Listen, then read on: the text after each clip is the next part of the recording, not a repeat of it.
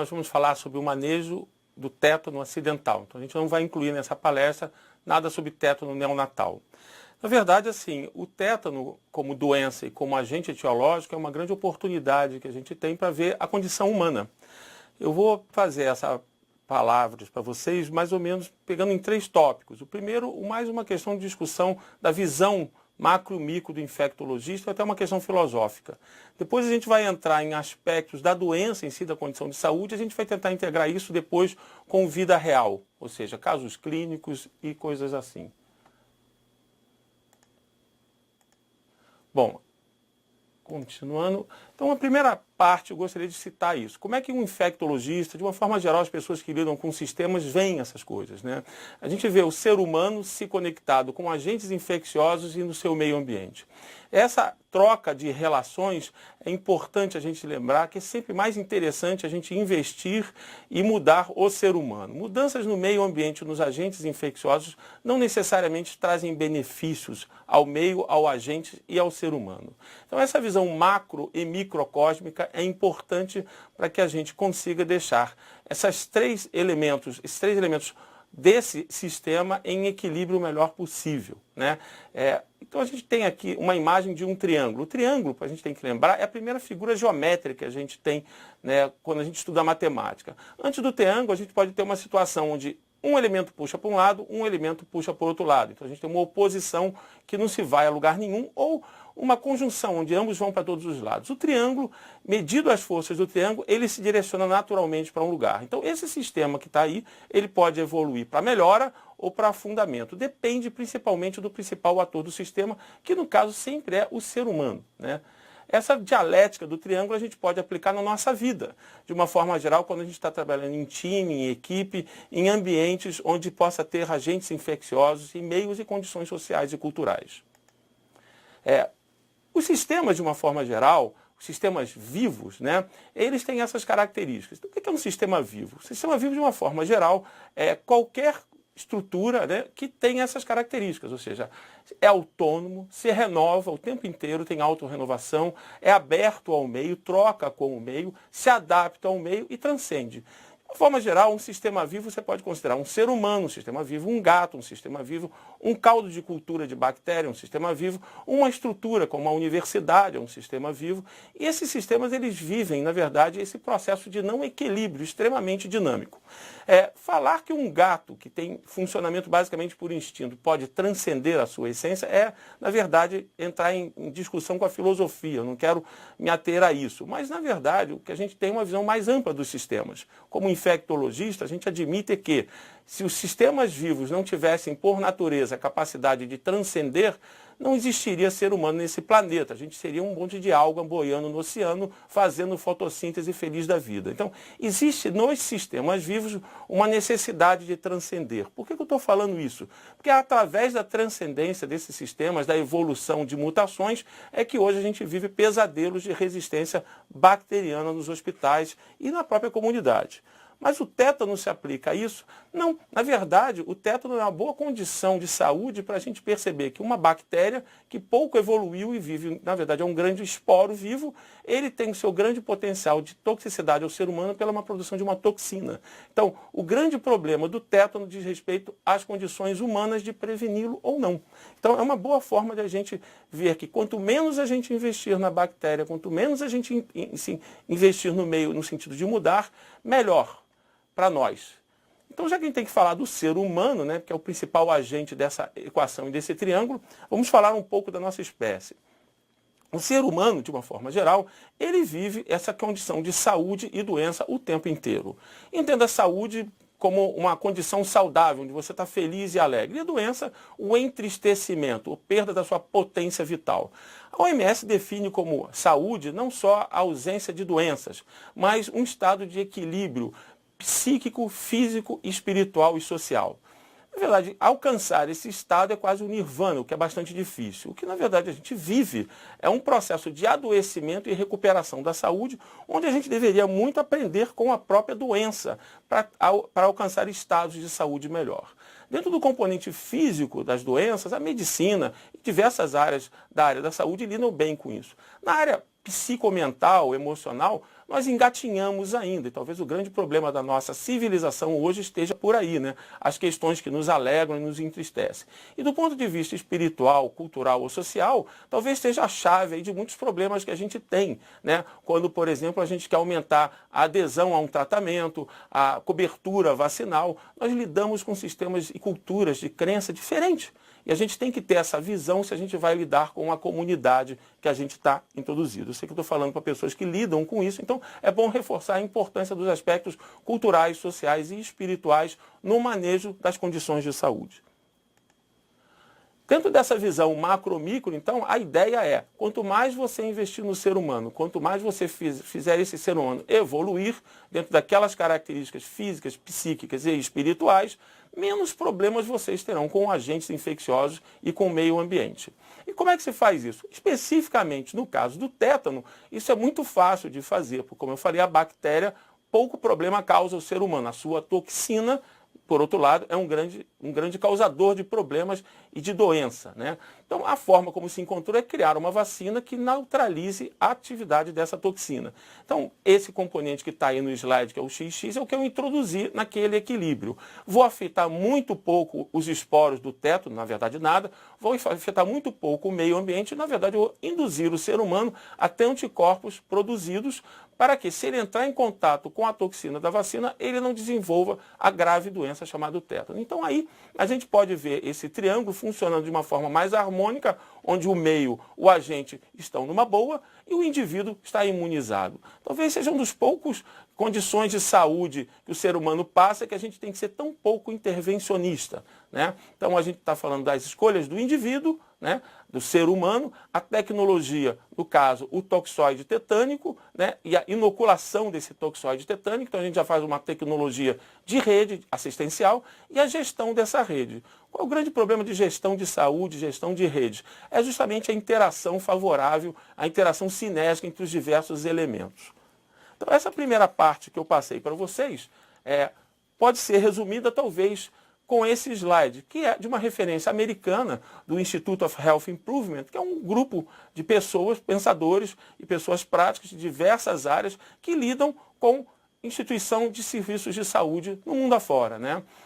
Eles têm esse triplo objetivo, ou triple M, onde eles colocam um cliente no centro da atenção do problema, né? No centro da sua intervenção.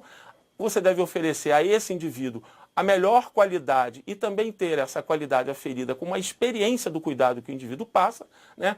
Também a um custo viável, ao menor custo possível, porque temos muita gente para cuidar, e sempre não esquecer de um componente social, que é aquela questão do sistema de crenças da sociedade, dos aspectos sociais e espirituais que esse indivíduo naquela sociedade vive. Então nós estamos falando aí de um sistema integrado, de diversos componentes, e que tem que ter uma coordenação, porque senão esse serviço de saúde, essa intervenção em saúde, não tem a eficácia que a gente gostaria. Então essa foi a primeira parte, onde pequena introdução sobre sistemas de saúde, sistemas vivos, questões filosóficas, vai ser depois apresentada fundindo o que eu vou falar agora, que é justamente sobre os aspectos da doença em si, né? Então o tétano, por definição, vem a ser isso, uma doença infecciosa aguda, né? Não é contagiosa, ninguém passa tétano de um para o outro, é de notificação compulsória, então já tem uma característica do sistema de informação, do serviço de saúde que você vai prestar à população. Um caso de tétano é um caso de notificação compulsória, diferente de outras doenças que não o são. E é causada, na verdade, não pela bactéria, mas pela ação de uma toxina que a bactéria produz, a tétanospasmina. Ela age porque penetra no sistema nervoso central das pessoas e causa graves casos de saúde, né? O agente etiológico, né, esse quadro de saúde é determinado por uma excitabilidade importante do sistema nervoso central. O agente etiológico, a bactéria em si, é o Clostridium tetani, que é antigo, né? Está aí com a gente há muito mais tempo do que a gente pensa, já é descrito na época de Hipócrates, né? Doenças como varíola, tétano já eram descritas naquela época. A varíola desapareceu, que Deus a tenha, por questão de vacinação. O tétano ainda graça no nosso meio, né? E é possivelmente ele pode ser erradicado se a gente tiver uma cobertura vacinal excelente. Então, a bactéria em si é um bacilo gram-positivo, né? Ele é uma bactéria que produz esporos, então ele tem uma condição de vida onde ele fica hibernado durante um período muito importante de tempo, né? E é de difícil erradicação o esporo do tétano, comparado com a outra forma dele, que é a forma vegetativa, né? Que é a bactéria em ação. Basicamente, esse esporo, essa bactéria, é uma bactéria anaeróbia, ela gosta de condições onde o oxigênio não está presente, né? É distribuído amplamente na natureza, né? Então a gente não tem como erradicar essa bactéria do planeta. Ele está presente no nosso intestino, no intestino de animais, na terra, em pego enferrujado, deve estar aqui em cima dessa mesa, possivelmente, né? Mas como esporo, ele não vai criar problema nenhum. É uma forma extremamente resistente, esse esporo, mas que, se ele entra no meu organismo pela mucosa ou pela pele lesada, através de ferimentos, encontra condições favoráveis, ele germina, ele, na verdade, vira uma forma vegetativa que vai produzir essa toxina, que é extremamente grave para o ser humano, né? Então, essa forma vegetativa, ela é mais suscetível, ou seja, ela é passível de ser erradicada com utilização de antissépticos e agentes oxidantes, né? A fisiopatologia do tétano, então, por que acontece a doença? É basicamente assim, né? O esporo entra no nosso corpo através de contato com feridas ou coisas do tipo, né? E nessas condições favoráveis germinam, vão produzir a toxina que vão atingir o sistema nervoso central. Quanto tempo do ferimento até sintomas? Esse é o chamado período de incubação, em média 10 dias. Pode levar de horas, né, de 24 horas, 18 horas, até um mês. É descrito até mais tempo que isso, né? E esse período de incubação, onde o momento da minha ferida, o momento dos meus primeiros sintomas, tem um valor prognóstico, ou seja, quanto mais curto, pior, né? A doença, na verdade, quando eu tiver a doença tétano, ela não vou ter imunidade. Então, as pessoas que tiveram tétano clínico devem ser vacinadas, né? E essa vacina, se bem administrada, se aplicada em rede, com raríssimas exceções, ela confere uma proteção de 99%. Então, assim, é uma das vacinas que a gente tem a maior eficácia possível de prevenção de uma doença, a um custo desprezível, baixíssimo. A duração dos anticorpos que essa vacina induz é em torno de 10 anos. Existe também uma opção que é a imunização passiva, que a gente usa anticorpos já pronto. Isso está presente no soro antitetânico, na gama-globulina hiperimune antitetânica, e quando a mãe grávida ganha o bebê, passa esses anticorpos passivamente para o bebê. A duração desses anticorpos passivos é mais curta que a vacina, é claro, né? O soro antitetânico dura a ação dele dos anticorpos em torno de 14 dias, a gama-globulina um mês, e a maternidade, a anticorpo materno, em torno de 4 a 6 meses, né? A suscetibilidade do ser humano à toxina tetânica é universal, ou seja, ninguém está isento de problemas se entrar em contato com essa toxina.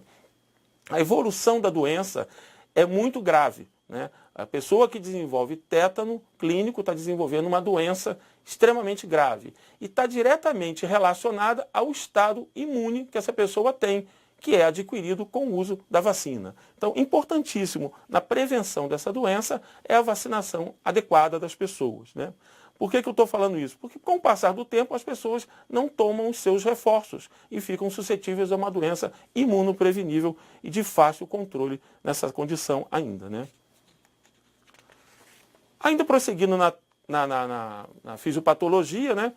A característica da bactéria ao germinar e a produzir a toxina é produzido basicamente 2 tipos de toxina. Uma é a tetanolosina, que não tem grande importância dentro da gênese da doença, mas a outra é a tetanospasmina, que é uma toxina extremamente importante e que ela age liberando neurotransmissores do nosso sistema nervoso central, através da membrana pré-sináptica do nosso neurônio. E é importante que, uma vez que essa toxina se liga lá, ela não se desliga mais. Então, a ação dela vai persistir. Por isso que a pessoa começa a ter doença, a gente faz toda a abordagem e ela continua evoluindo com espasmos, com contratura, como eu vou falar depois. O quadro clínico, então, está diretamente relacionado à hiperexcitabilidade do nosso sistema nervoso central, da parte motora. Por isso, os abalos tônico, clônicos, os espasmos, os trismos e coisas que estão acompanhando a doença. Na segunda semana, conforme a gravidade do quadro, a doença também pode comprometer o sistema autônomo, simpático e parasimpático. Então, o paciente pode evoluir com hipotensão, bradicardia, alterações da sua vascularização periférica, o que torna a doença mais grave ainda, né? Então, os estímulos que essa pessoa doente recebe de toque, de luz, de barulho, né, podem fazer com que ela tenha contratura e piora o quadro clínico dela. Por isso que no tratamento do tétano, essa pessoa tem que ser encaminhada para um ambiente adequado, com pouco barulho, com pouca luz, porque senão ela pode ter abalos tônico-clônicos importantes, que na verdade piora a condição de clínica dela. Então, resumindo, o tétano clínico, né, ele tem esse período de incubação, que é do momento onde eu me feri ao momento onde aparece o primeiro sintoma, que é chamado período de incubação, que é variado, em média, 10 dias, né, mas quanto menor, pior. Então, se uma pessoa se fere e 3 dias depois já tendo espasmo, isso não é bom. Agora, se uma pessoa se fere e 20 dias depois começa um quadro de tétano, o prognóstico é melhor. Tanto quanto menor, pior, mas quanto maior, melhor também. O outro é o período de progressão, que é a diferença que tem entre o primeiro sintoma de doença e o primeiro espasmo. O primeiro sintoma pode ser uma contratura do meu masseter. E daqui a poucas horas, 24, 48 horas, eu tenho que começar a ter os espasmos. Esse período, né, de progressão também tem associação com o prognóstico. Quanto menor, pior, né? O tétano geralmente se apresenta de forma generalizada, ou seja, todo o corpo é tomado porque a toxina invadiu todo o sistema nervoso central. E a taxa de óbito dessa condição é em torno de 30%, ou seja, é uma doença muito grave. Existe também uma possibilidade do tétano ser localizado, que mesmo que seja uma condição mais branda de saúde, merece internação e observação criteriosa em unidade específica. Habitualmente, a maioria das pessoas que desenvolvem tétano clínico vão para a UTI, ou para uma semi-intensiva muito bem cuidada, porque é uma doença de evolução não só longa, como bastante importante em termos de gravidade. Existe o tétano cefálico, que normalmente acontece por inoculação do bacilo e do ferimento na cabeça, que habitualmente evolui para a forma generalizada. Então, de acordo com a localização do ferimento, com as características do foco tetanogênico, ou seja, aquele ferimento, eu vou ter um curso de doença mais grave ou menos grave. O tratamento e melhora da pessoa está diretamente relacionado a um início precoce o mais rápido possível e vai passar por algumas características esse tratamento, como aplicação do anatóxico tetânico, da vacina, o uso do soro da gama-globulina, o debridamento do foco e manter aquela pessoa em condição viável de vida, ou seja, unidade de terapia intensiva, ventilação, uso de relaxantes musculares, benzodiazepínicos, e é uma doença que tem como tendência a complicação. Ou seja, não é incomum o paciente com tétano ficar internado bastante tempo dentro de uma unidade de terapia intensiva, adquirir problemas como pneumonias, infecções, fraturas, né, pelos espasmos dessa musculatura. Mas eu não queria me ater muito a isso porque não é o nosso foco, na verdade. Nosso foco é evitar que isso aconteça. E essa doença está diretamente relacionada a comorbidades. É diferente se eu tenho uma pessoa que se machucou com 15 anos de idade, que não estava vacinada e desenvolveu tétano, de um senhor de 80 anos de idade. Então, a história é completamente diferente. Tétano numa pessoa isda de 30 anos, no tétano numa pessoa de 30 anos que já infartou 2 vezes e tem diabetes. Tem essa diferença importante na evolução da doença, né? Então, o quadro clínico, quando é que a gente vai suspeitar? Se eu tiver numa unidade básica de saúde, né, ou tiver numa emergência, algum serviço de saúde, qualquer pessoa com mais de 28 dias de vida, porque isso diferencia do tétano neonatal, independente de história vacinal dessa pessoa, né, independente também de história de ferimentos, começar a apresentar disfagia, dificuldade para engolir, né, trismo, que é a contratura dessa musculatura, né, que a pessoa até desenvolve um riso sardônico, porque essa musculatura é contraída, a pessoa fica rindo assim de forma esquisita, que evolui com contraturas musculares, que pode envolver musculatura da nuca, musculatura do abdômen e até espasmos musculares. Isso vai evoluir progressivamente. Imaginar que essa pessoa está num ambiente com barulho e tudo, isso pode acontecer. Tem isso na sua frente, pode ser tétano. Encaminhe imediatamente para um serviço para internação especializado. Ou seja, essa pessoa tem que ser avaliada, tratada imediatamente, porque ela está desenvolvendo uma condição de saúde muito grave, né? Uma das coisas que eu acho que vale a pena a gente comentar aqui porque a gente não quer que as pessoas tenham mais tétano clínico, é justamente como evitar isso, né? Então, as características da ferida, na verdade, estão diretamente relacionadas à possibilidade daquela ferida evoluir ou não como uma ferida que tem potencial para desenvolver tétano, independente da situação vacinal, isso a gente vai abordar depois. Então, se a ferida tem uma evolução de mais de 6 horas, até ser abordada, limpa e tratada, isso é diferente, né, do que uma ferida que tem menos de 6 horas de evolução. Quando a pessoa se machuca, ela deve lavar aquela ferida. Se ela deixar aquilo para lá, possivelmente a sujidade que vai ficar ali pode conter esporos tetânicos, que vão fazer com que aquela ferida tenha um potencial diferente se ela fosse limpa mais precocemente.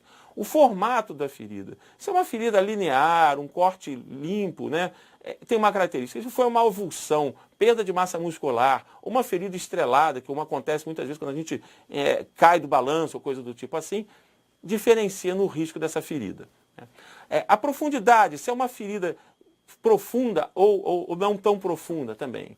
Como é que foi o mecanismo de lesão? Se foi um projétil, se foi um esmagamento, uma queimadura, ou se foi um vidro que cortou uma faca de cozinha limpinha, né? A gente tem que sempre lembrar das feridas puntiformes, que são inoculações de prego ou coisas enferrujadas de difícil acesso muitas vezes. Tem tecido desvitalizado nessa ferida, ou seja, é uma pessoa que caiu na rua, teve uma fratura exposta e está cheio de problemas ali naquela ferida, resíduos do meio ambiente, né? E aquela ferida já chega com problemas de necrose, né? Tem contaminação importante, como eu descrevi, ou foi uma ferida muito pouco contaminada. Tudo isso vai fazer com que essa ferida tenha um potencial maior ou menor de desenvolver tétano, né? Então eu trouxe aqui exemplos de possíveis ferimentos que podem ser focos tetanogênicos. Lesão traumáticas, acidentes, como a gente pode acontecer andando de moto, de carro, que tem a característica pérfuro-cortante. Feridas cirúrgicas também podem acontecer isso, né? Locais de injeção subcutânea, queimaduras sempre, mordeduras e acidentes de animais, né? A gente tem que levar isso em consideração, acidentes com certos tipos de cobra, né? Úlceras de pele crônica, você pode ter ali uma condição de anaerobiose e fazer com que, se um esporo estiver por ali, germinar e produzir toxina, né? O cordão umbilical infectado, né? Complicação do uso de drogas injetáveis e até o aborto, que muitas vezes é feito de forma clandestina, né? E otite média crônica, com membrana tipânica perfurada, onde você cria um ecossistema e que, se tiver esporo ali dentro, pode germinar e produzir toxina tetânica, né?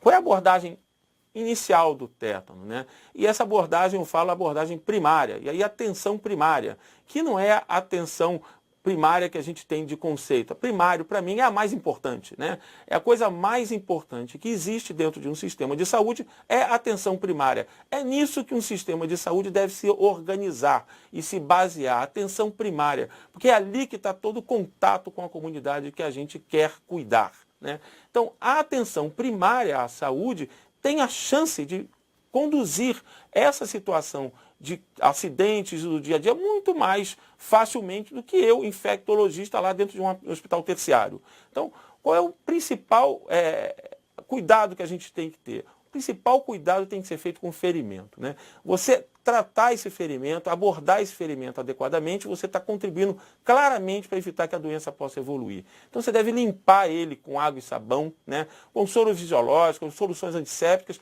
e, se necessário, com soluções oxidantes, como água oxigenada, né? Se indicado. Se tem material não muito vivo ali, você tem que, desvitalizado, digamos assim, você tem que debridar aquele foco. E atenção também para as feridas puntiformes, onde a entrada do prego deve ser aberta para limpar, porque ali pode ter sido inoculado esporo, né? Também você tem que, aí, no caso da atenção primária, avaliar o estado imunitário do paciente, né? Qual é o histórico vacinal que ele tem de tétano, se tem idade ou não tem idade, ou seja, para ter aquela vacinação em dia, ou se é uma pessoa idosa já, né? E também comorbidades que essa pessoa pode ter, né? E no caso específico da gestação, pela característica da vacinação da gestante, que é diferente dos outros adultos. Então, conforme a presença do ferimento e o estado imunitário, a gente tem essa tabelinha mágica aqui, que a gente pode conversar um pouco sobre ela, né? Então, se você tem um ferimento limpo, né, e a pessoa não tem certeza da quantidade de doses que a gente tomou, de vacina antitetânica, né? Você dá uma vacina nessa pessoa, mas não precisa imunizar, porque aquele ferimento está limpo, né? Depois eu vou passar casos clínicos que a gente pode discutir melhor isso, né? Agora, se for um ferimento potencialmente contaminado, né? Aí nesse caso, sim, a gente não tem cobertura nenhuma para anticorpos do tétano, teoricamente, né? Ou se tem dúvida. Então você tem que vacinar essa pessoa e tem que dar gama-globulina hiperimune ou soro antitetânico. Você está na presença de um ferimento grave, né? Onde essa pessoa vai tomar a vacina para um belo dia ela fazer os seus anticorpos, mas até isso acontecer, a gama-globulina vai tirar ele daquela condição de risco de ali ter um esporo que vai germinar e produzir toxina e essa pessoa vai ter tétano, né? A maioria das pessoas, na verdade, está em outras condições, ou seja, tomou mais de 3 doses. Aí a gente começa a questionar. Tá, o ferimento é limpo, a dose foi há 5 anos, né? Há menos de 5 anos, então se a pessoa está protegida num ferimento limpo, a gente não faz nada. Lava o ferimento com água, sabão, soro fisiológico, antisséptico e acompanha a evolução desse ferimento, né? Se a última dose foi em torno de 5 a 10 anos, também num ferimento limpo a gente não costuma mexer muito, não dá nem gama-globulina, nem na verdade vacina. Mas eu vou abordar isso no caso 1 depois, tem uma pegadinha nisso aí. E se for há mais de 10 anos, a gente dá uma vacina, porque essa pessoa já passou até do tempo de tomar, tem que tomar o seu reforço. Na outra condição também, né? Se a pessoa tem um ferimento grave e ela não está com cobertura vacinal em dia, a gente tem que dar a vacina. Em relação a gama-globulina ou não, na verdade, em imunodeprimidos, em pessoas idosas, né, que tenham um ferimento com potencial tetanogênico, a gente deve dar a gama-globulina ou soro antitetânico, porque é uma medida que vai ter para essa pessoa uma eficácia excelente de prevenir uma doença grave como o tétano. O tratamento, então, garantir o segmento da evolução desse ferimento, isso é importantíssimo, e vacinação. E isso é feito na atenção primária mesmo, na unidade básica de saúde. Os antibióticos estão indicados muito mais pela questão da ferida do que pela questão do tétano, né? Porque o bacilo tetânico é sensível a tudo, mas para ele germinar, ele tem que ter aquela condição de anaerobiose que a gente, na limpeza do ferimento, já eliminou. E a vacina vai dar o reforço, o booster de anticorpos, que a gente não quer que essa pessoa tenha tétano. Se você for usar alguma medicação por causa da ferida, penicilina, metronidazol, doxiciclina, os macrolídeos, cefalosporinos de uma forma geral e a própria clindamicina vão cobrir bem essas bactérias de pele e também alguns outros bacilos que possam entrar ali. Todos eles são eficazes no tétano, para tratamento inclusive do tétano, né? Se destacando aí a penicilina, a doxiciclina e o metronidazol são extremamente eficazes. No paciente que está com tétano, em UTI, a gente usa mais ou menos uma dessas medicações. A gama-globulina hiperimune, né, o tetanogama, como era conhecido, ele, na verdade, deve ser administrado naquelas condições que a pessoa é idosa, não tem uma cobertura vacinal adequada, num ferimento grave, né? E a dose basicamente é essa, 250 unidades, que é mais ou menos 1 ml, e a gente utiliza em dose única, né? Tem pessoas que advogam um reforço depois, mas isso é muito questionável. Se você não tem a gama-globulina, você deve usar, na verdade, o soro antitetânico, né? Conforme o tamanho da pessoa, são 5 ml mais ou menos, se dá em 2 massas musculares diferentes. Importante que aonde você der a gama-globulina no soro, naquele massa muscular você não deve dar a vacina antitetânica, porque possivelmente pode ter neutralização do toxoide por causa da vacina. Então vamos passar agora para discutir uns exemplos de casos clínicos, já que a gente abordou as questões sistêmicas de uma forma geral, das organizações de redes de saúde, aspectos da infectologia, falamos um pouquinho sobre a doença, a característica da bactéria e da doença. Então vamos agora tentar viver uns casos clínicos. Então o primeiro que eu trouxe é esse, uma mulher de 38 anos de idade, ígida, né, está no 3º mês de gravidez, mas não começou o pré-natal ainda. Ela procurou a unidade básica de saúde com uma ferida corto-contusa na mão que ela fez quando estava manipulando alimentos em casa. Ela trouxe a carteira de vacinação que apresenta o esquema para tétano completo na infância, 3 doses mais 2 reforços e o último reforço foi há 7 anos. Qual a melhor conduta para esse caso, né? Então, primeira coisa que eu gostaria de observar é que é uma mulher com o 3º mês de gravidez que não começou o pré-natal ainda, né? Então tem uma questão do indivíduo, que talvez não tenha priorizado isso, né? Mas também uma questão do sistema de saúde que não conseguiu ainda abordar essa mulher para o pré-natal, né? Uma outra característica é que ela se cortou enquanto cozinhava, com uma faca limpa de cozinha na mão. Então, é pouco provável que ali a gente vai ter esporo tetânico. Ela possivelmente estava usando água na hora de cortar os alimentos, né? Então, é uma gestante que tem uma condição de saúde estável e que a gente deve ser o menos iatrogênico possível, ou seja, não podemos esquecer que tratamento também pode causar problema, né? Então, o que eu sugiro, né? Podem ter outras ideias, é claro.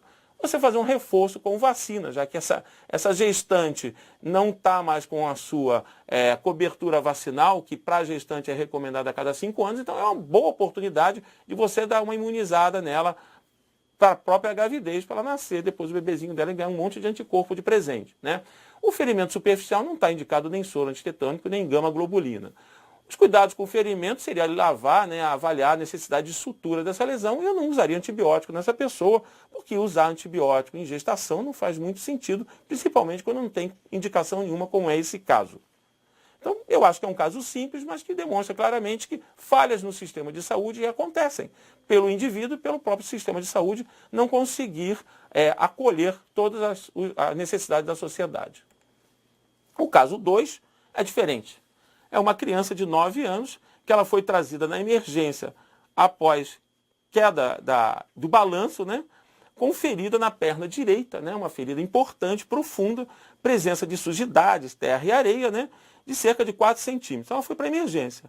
A mãe trouxe a carteira de vacinação, que se encontrava completa, né, para o tétano, 3 doses mais 2 reforços. Qual seria a melhor conduta? Bom, então essa criança foi na emergência, não foi na unidade básica de saúde. Então é importante conectar a emergência com a unidade básica de saúde, tanto na referência quanto contra a referência. Primeira coisa que eu faria é elogiar a mãe, né, que trouxe a criança, né, e com a carteira de vacinação em dia, e trouxe a carteira de vacinação. Isso ajuda muito, né? Então, eu não, num caso específico dessa condição, né, a criança está com imunização adequada para teto, não haveria necessidade de reforço de gama-globulina, soro, de vacinação.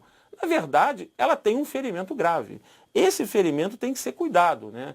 Apresenta sujidades, potencial para teto, então você tem que promover uma rigorosa limpeza com uso de antissépticos e substâncias oxidantes, mas ela foi a uma emergência. Então, é lá mesmo o local que, se ela tivesse ido na unidade básica de saúde, você deveria encaminhar ela. Então, a integração, a interação dos serviços de saúde é vital, né?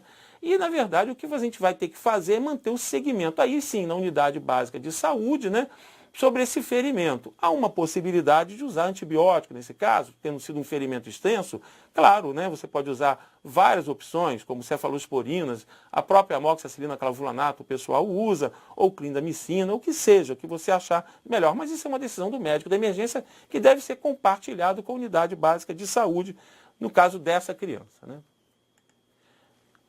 O caso 3 já é diferente. É um senhor de 68 anos de idade, diabético, em tratamento com ciência venosa nos membros inferiores, mas não tem úlcera nenhuma por ali. Ele procurou uma unidade básica de saúde porque teve uma ferida pontiforme e profunda no pé esquerdo, causado por um prego que estava na terra, né, no terreno, enquanto ele estava cuidando da sua horta, ele estava andando de chinelo, né? Sua carteira de vacinação tem um registro de 4 doses, né, sendo a última há 12 anos. Né? Então, o que a gente tem aí para discutir? A unidade básica de saúde está acompanhando esse diabético, sim ou não? Se está, já falhou na questão do reforço do tétano nessa pessoa. Né? Se não, se ele está acompanhando por um médico particular, o diabético dele, ou em outro serviço terciário, é importante que a gente esquece do reforço da vacina antitetânica e o paciente não lembra. Então, isso deve ser um esforço hercúleo que a gente deve fazer para manter as pessoas imunizadas, porque os casos graves de tétano costumam acontecer em idosos e os casos graves com maior mortalidade também são nessa faixa etária. A gente pode perceber que é um idoso com autonomia, estava cuidando da sua horta, né?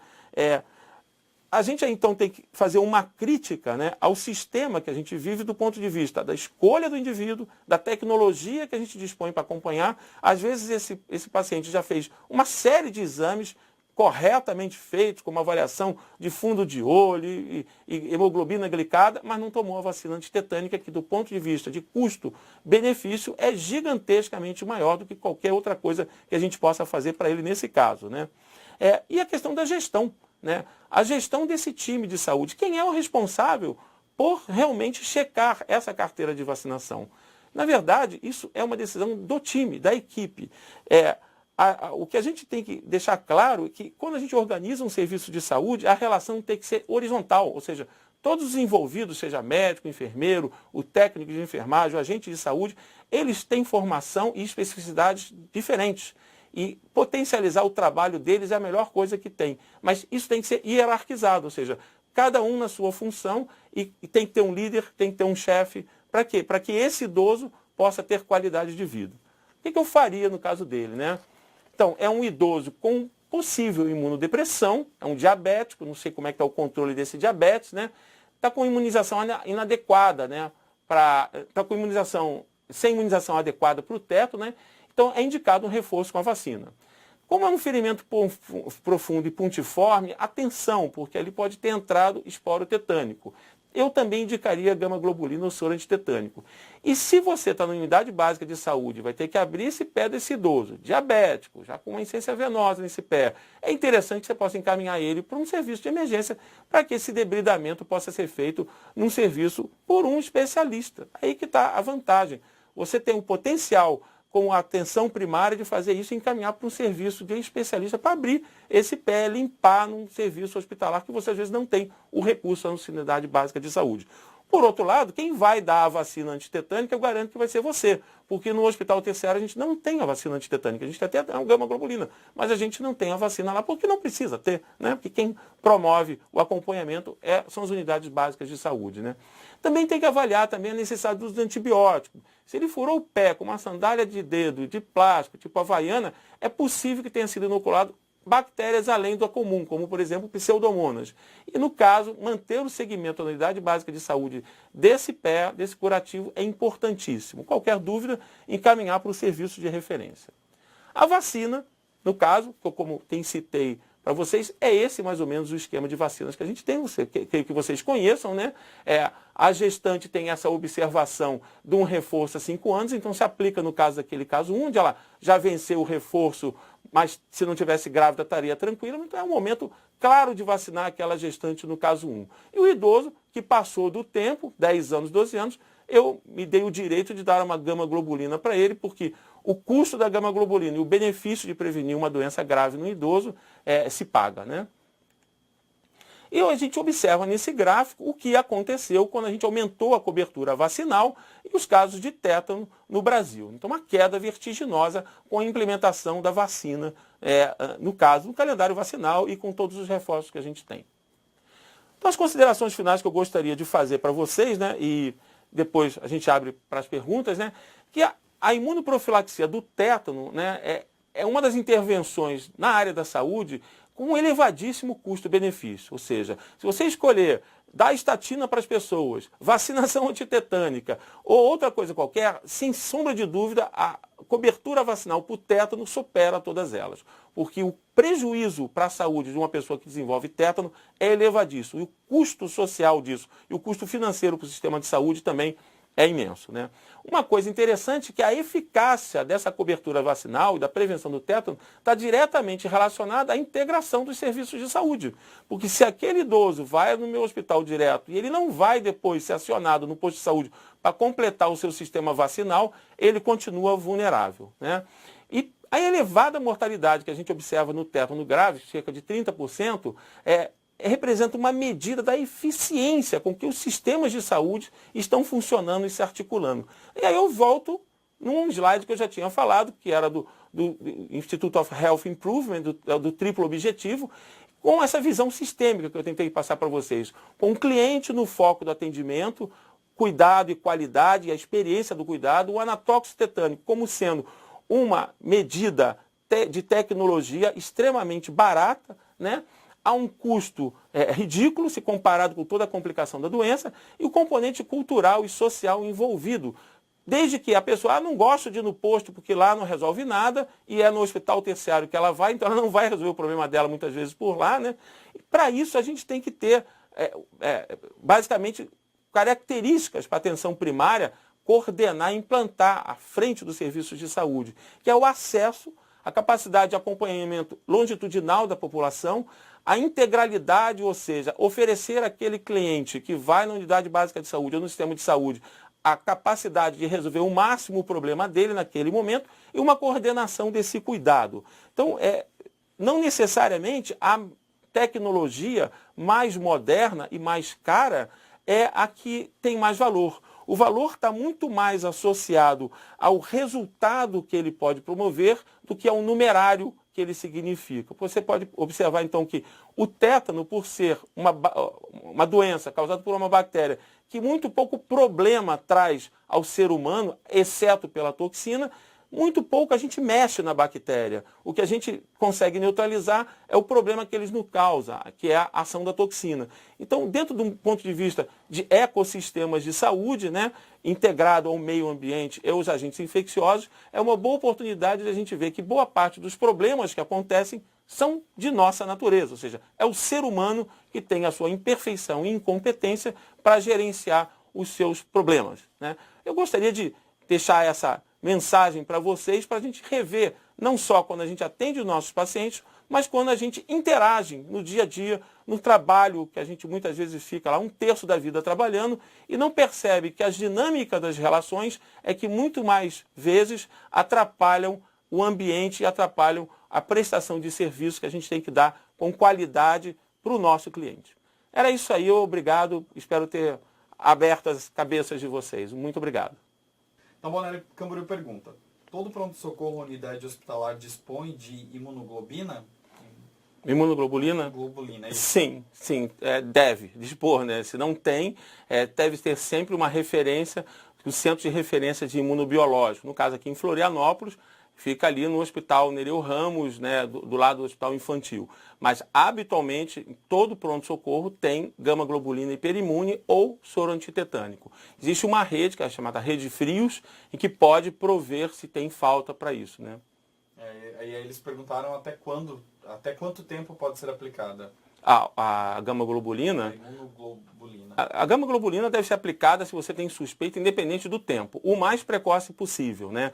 No caso de um tétano clínico, né, característico, o que a gente habitualmente faz é aplicar a gama-globulina, o soro, e para mexer naquele ferimento complicado, né, que já está com foco tetânico ali bonitinho, a gente demora algumas horas para poder manipular aquilo. Mas no caso de um ferimento e a pessoa só se feriu recentemente, aplique logo a gama-globulina e a vacina também. Não necessariamente a vacina precisa ser feita naquele momento, né? Mas já que o cliente está ali, não perca a oportunidade. Presidente Castelo Branco, tem aqui um caso também. Bom, tivemos um caso, homem, 46 anos, tabagista, depressivo, procurou a UBS com ferida pontiforme e profunda no pé direito, causada por prego enferrujado, que se encontrava no solo em atividade na suinocultura no momento do acidente, há mais de 6 horas, é menor de 1 centímetro de profundidade, avulsão, pontiforme, com contaminação, sujidade, foi realizada limpeza e desinfecção, retirada de sujidades, última vacina há 11 anos. Realizamos a vacina no paciente na unidade e como não temos IG... A gama-globulina. Então foi encaminhado ao hospital de referência com concordância do médico no momento do encaminhamento. Porém, ao chegar, o paciente pegou a troca do plantão e o outro médico não realizou. Não sei se eles vão continuar com a pergunta, mas pode ser que seja... Só por aí dá para perceber como as coisas podem dar errada. Literalmente, o momento da troca de plantão é o momento mais arriscado dentro dos serviços de saúde, porque está justamente em trocas, né? Então, a troca a enfermagem, depois troca o médico. Independente dessas 2 horas, é o momento onde pode acontecer os maiores descuidos. Eu teria dado gama-globulina para essa pessoa, visivelmente, né, ou soro antitetânico, mas, na verdade, se essa pessoa acaba desenvolvendo tétano, o motivo possivelmente pode ter sido isso. Falha da cobertura de anticorpos, né, passivos, né, porque é um prego, por mais que você limpe lá, sempre pode ficar alguma coisa, e um prego num ambiente extremamente contaminado, e uma pessoa que já não estava protegida, né, então deveria ser dado. Agora, esses desencontros fala-nos que os nossos sistemas de saúde ainda não estão totalmente integrados. Hoje a gente tem condição, né, e não no momento, mas futuramente, dos serviços de saúde funcionarem de forma integrada, online direto, como é banco, né? É o que a gente sonha, né? Inclusive, num prontuário eletrônico, você tem um pop-up lá dizendo assim, ó, vacina está vencida, porque A memória humana é falha, esses computadores eles funcionam 100%, né? Então, tudo que a gente puder utilizar de TI para ajudar a nós seguirmos os protocolos é bem-vindo, né? Então, a criatividade é bem-vinda nesse aspecto. Só não acontece pela dificuldade de interação do médico, do profissional de saúde com o pessoal da TI, muitas vezes. Acho que com relação a essa sua fala agora, Freiburgo pergunta com o que, além de informativos, a UBS pode estar alertando e convencendo a comunidade sobre o risco de tétano. Eu acho que essa parte é importante, porque a educação em saúde é um grande desafio, né?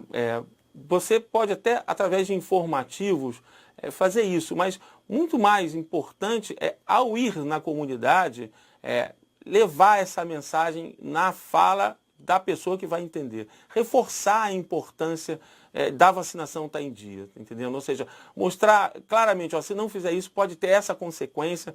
Empoderar a pessoa para cuidar da saúde dela, né? Porque é só assim que a gente vai conseguir com que a sociedade, né, aquele braço do Triple M, né, que eu coloquei, o cliente, o custo e a sociedade. Essa sociedade tem que ser empoderada de quê? De informação. Uma sociedade que ignora o conhecimento é uma sociedade vulnerável. Então, se a gente vai na comunidade, ou ela vem até nós, e a gente vai repetindo as coisas, até ela mudar as pessoas, até ficar diferente, é o que faz a mudança ser significativa. Agora, não adianta também ficar falando e não dar o exemplo, né?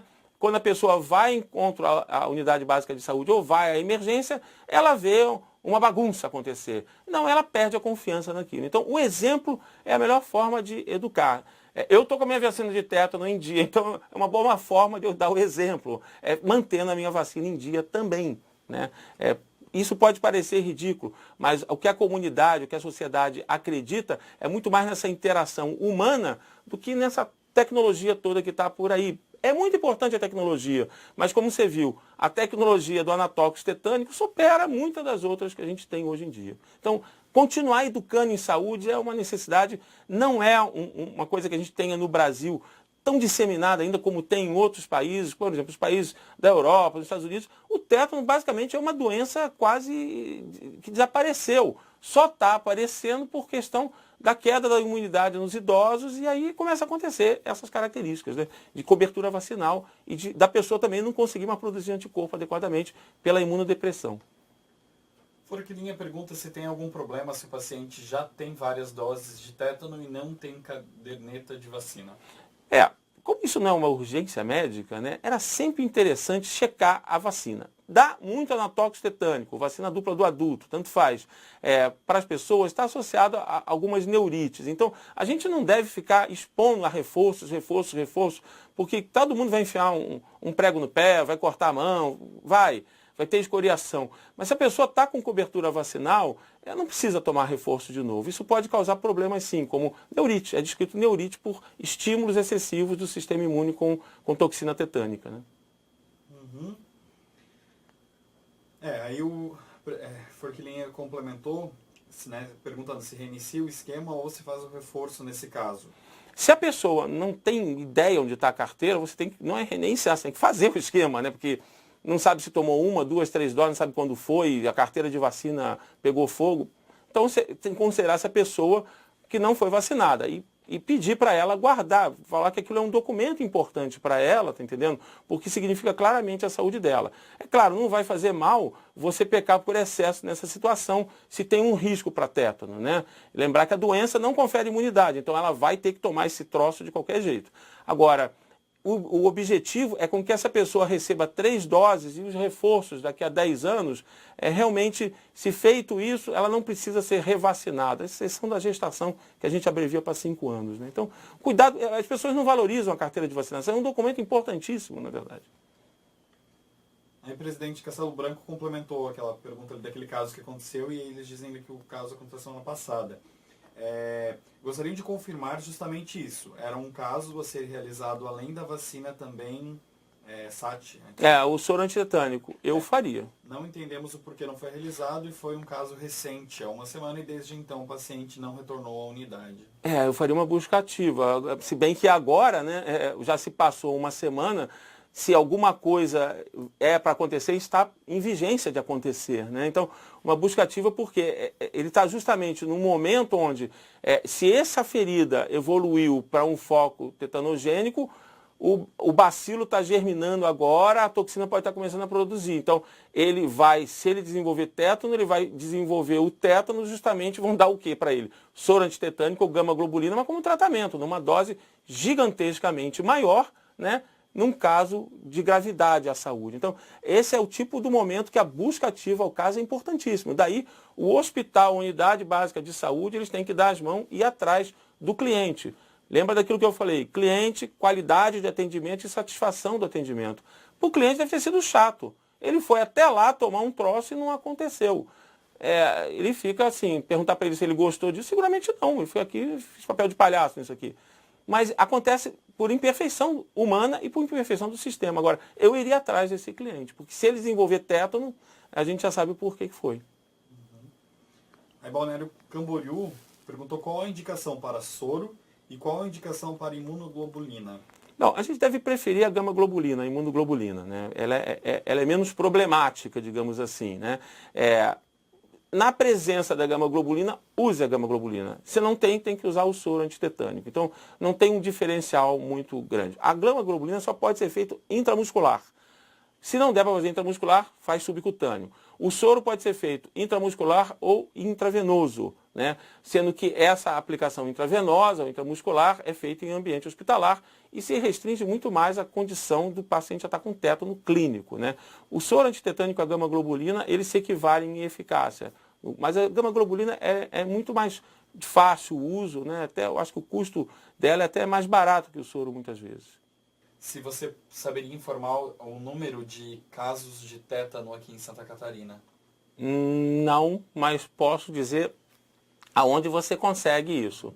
Se você for na página do Ministério da Saúde, no portal da saúde, vai ter. Eu acho que eu tenho aqui, peraí. Eu acho que eu tenho aqui a informação que ela quer. Ó, distribuição dos casos notificados de conformidade de tétano acidental em 2015. Santa Catarina foram 14 casos confirmados, 17 notificados, né, em 2015. Tá? Só para vocês terem uma ideia, no Belém do Pará, em Pará foram 23. Né? Então, é uma doença que, ano passado, tiveram 285 casos confirmados, né, de 509 notificados. Você notifica, se vai ser confirmado ou depois. Então, é uma doença que, para aparecer pequena quantidade, não é. 285 pessoas que adquiriram tétano prevenível por uma vacina ou por uma gama-globulina, realmente o sistema de saúde ainda precisa evoluir muito, porque é para ter nenhum, praticamente, né? Porque é uma doença muito grave. Um terço dessas pessoas ou mais faleceu.